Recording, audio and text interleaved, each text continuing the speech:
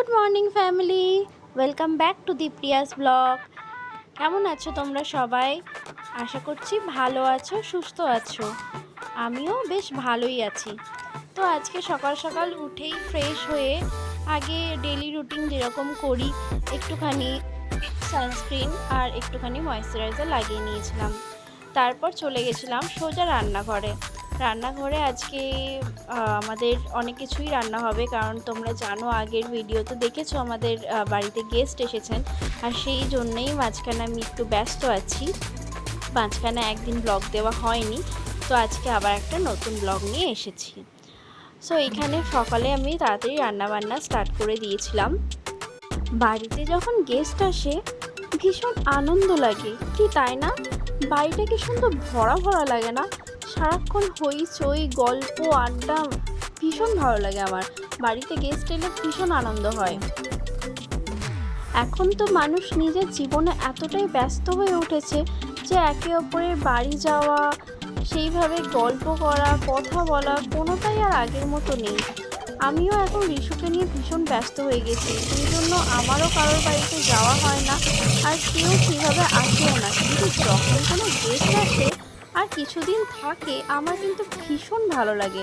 আমার ইচ্ছাই করে না যে তারা যাক। এরা যেমন এসেছে, বেশ দুদিন হলো, আমরা কিন্তু ভীষণ মজাতে আছি, ভীষণ আনন্দ করছি। আর এই দেখো, এইদিকে কিন্তু আমার রিশু ঘুম থেকে উঠে গেছে। ওকে বলছি একটু গুড মর্নিং বলো, ও হাসছে, ও লজ্জা পায়, ক্যামেরা দেখলেই ও লজ্জা পায়। আর এইদিকে দেখো আমার রান্না বান্না চলছে। এইদিকে আজকে হবে এঁচোড়ের তরকারি আর ভাত। আর এইদিকে রিশুকে দেখো, বেগুনটাকে পেয়ে সেটাকে ধরে একদম মার্ডারই করে দিয়েছে। যাই হোক, সকালে ও ব্যস্ত থাকা নিয়ে ব্যাপার, আর আমি এদিকে কাজটা তাড়াতাড়ি সেরে ফেলতে পারি।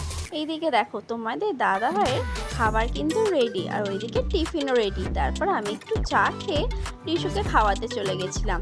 আর এইদিকে সোনামাকে দেখো, ভাইকে দেখে হাসছে, ভাবছে আমি তো বসে বসে খেয়ে নিই, আর ভাই এখনো ছোট্ট বেবির মতো শুয়ে শুয়ে খাচ্ছে। তারপর আমি চলে গেছিলাম একটু ঘরটা গোছাতে। এই দেখো ঘরের কি অবস্থা আমার। তারপর একটু ঝটপট করে ঘরটাকে গুছিয়ে ফেলেছিলাম। এই দেখো পুরো সেট হয়ে গেছে।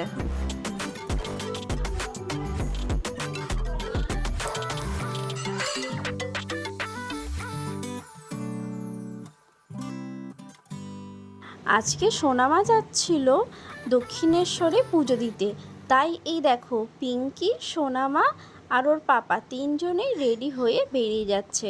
কিন্তু রিশুর কিন্তু ভীষণ মন খারাপ হয়ে গেছিলো। এই দেখো রিশু চুপচাপ দাঁড়িয়ে দেখছিল। তারপরে আমরা বিকালবেলা একটু বেরিয়ে পড়েছিলাম পুকুরের দিকে। আমাদের সামনেই পুকুরটা দারুণ সুন্দর করে বাঁধানো হয়েছে, সাথে দেওয়া হয়েছে লাইটিং। দেখো কি সুন্দর বসার ব্যবস্থা হয়েছে, দারুণ লাগছে না জায়গাটা? বিকালবেলা রিঠুর বাবা অফিস থেকে আসার পরে আমরা এখানে চলে এসেছিলাম। সন্ধ্যেটা বেশ ভালোই কাটলো এখানে।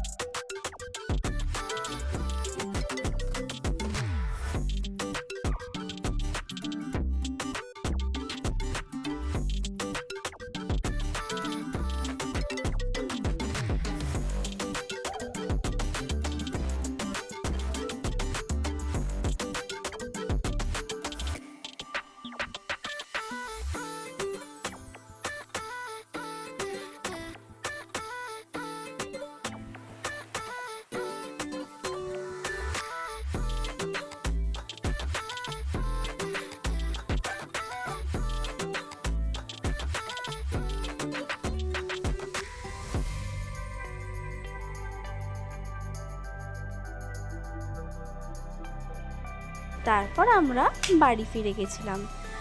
আজকে বেলার দিকে কি কি রান্না হয়েছিল সেগুলো তো দেখানোই হয়নি। এইদিকে হয়েছিল মাটন, তারপর এইদিকে দেখো রিশুর খাবার কিন্তু একদম রেডি। আর ওইদিকে হয়েছিল একটু ভেন্ডি আলুর তরকারি, যেটা কিন্তু অলমোস্ট শেষ, কারণ আমাদের সবার খাওয়া হয়ে গেছিলো। আর ওইদিকে রিশুকে দেখো ঠাম্মির কোলে বসে আছে। আজকে রিশু জানো রাত্রিবেলা খাবার খায়নি, ও কি খেয়েছে দেখবে, এই যে ও খাচ্ছে ফ্রুটি, সেটা আর কাউকে দেবে না। আজকের ব্লগটা এই পর্যন্তই। কিছু ভালো লাগে থাকলে please like, comment and subscribe my channel.